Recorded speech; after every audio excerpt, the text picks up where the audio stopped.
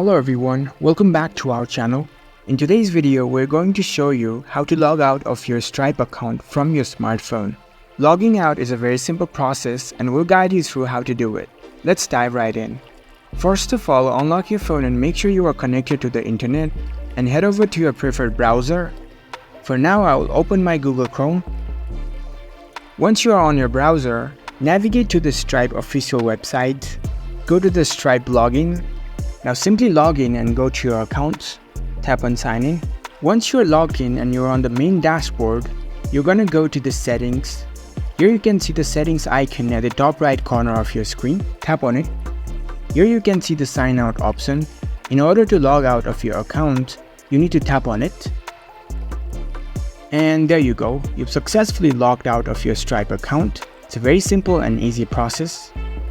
If you found this video helpful, don't forget to give this video a thumbs up and subscribe to our channel for more tech tips. Thank you for watching.